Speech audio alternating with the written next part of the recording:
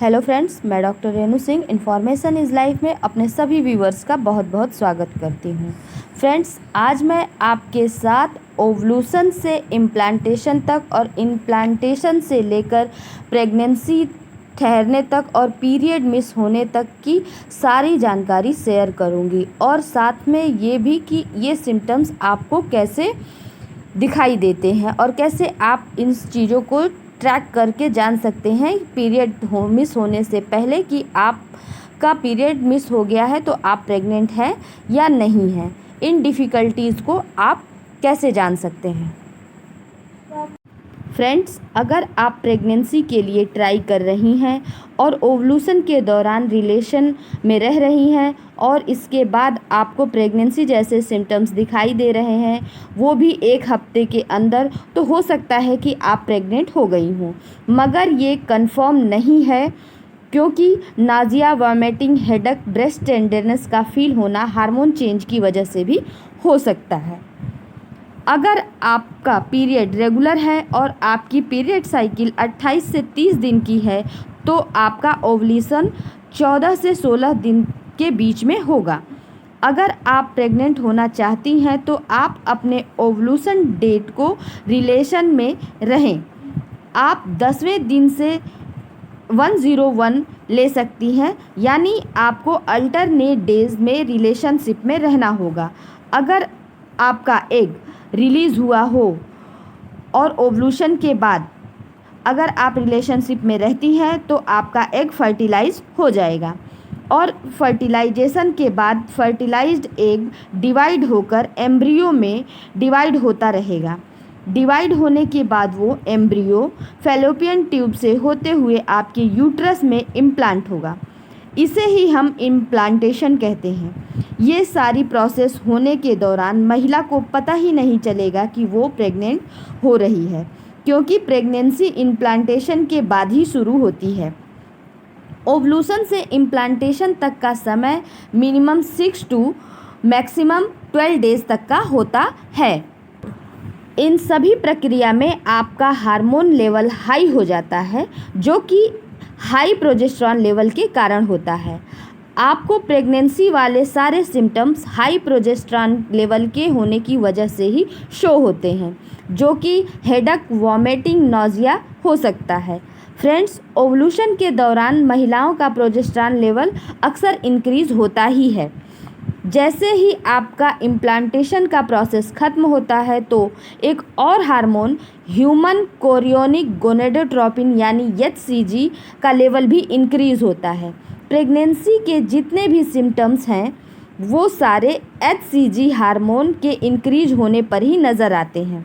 इसके अलावा जब आप कंसीव कर लेती हैं तो आपका एस्ट्रोजन लेवल भी इंक्रीज़ होता है और प्रोजेस्टेरॉन लेवल के साथ वह भी HCG हार्मोन को प्रोड्यूस करता है। इसलिए प्रेगनेंसी किट में प्रेगनेंसी पॉजिटिव आती है। इसलिए हम ये कह सकते हैं कि यदि आप ओवल्यूशन के बाद रिलेशनशिप में रहती हैं और 10 दिन के बाद आपके प्रेगनेंसी के सिम्टम्स आ रहे होते हैं तो आप प्रेग्नेंट हैं और आप अपना बीटा HCG टेस्ट करवा कर इसे कंफर्म भी कर सकती हैं।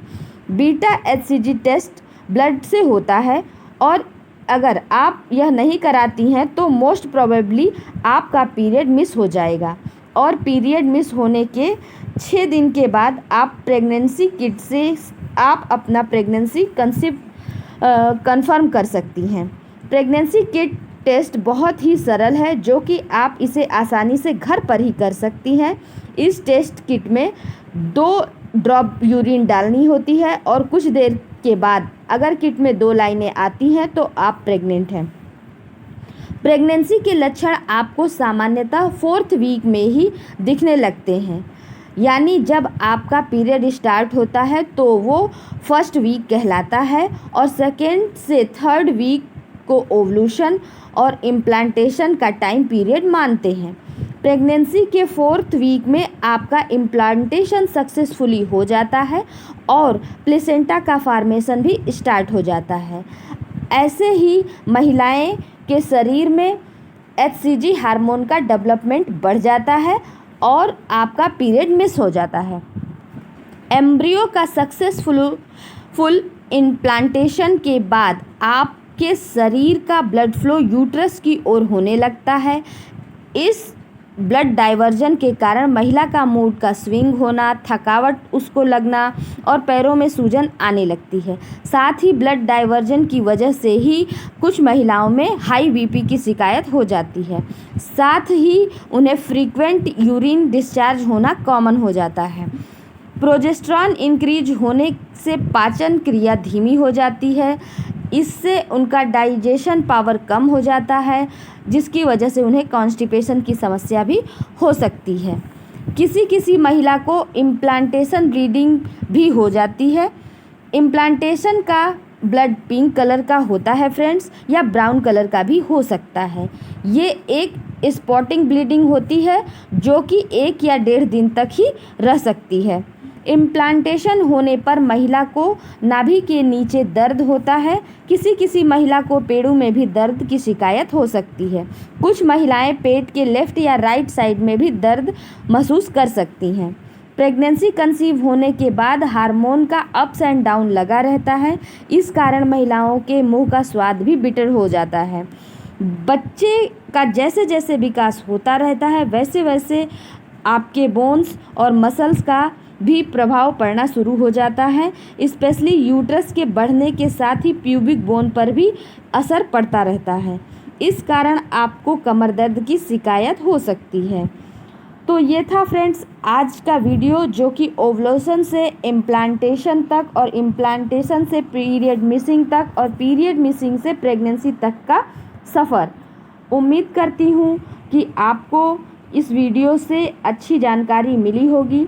अगर यह इन्फॉर्मेशन आपको अच्छी लगती है तो आप वीडियो को लाइक, शेयर, सब्सक्राइब ज़रूर करें। Thank you for watching friends.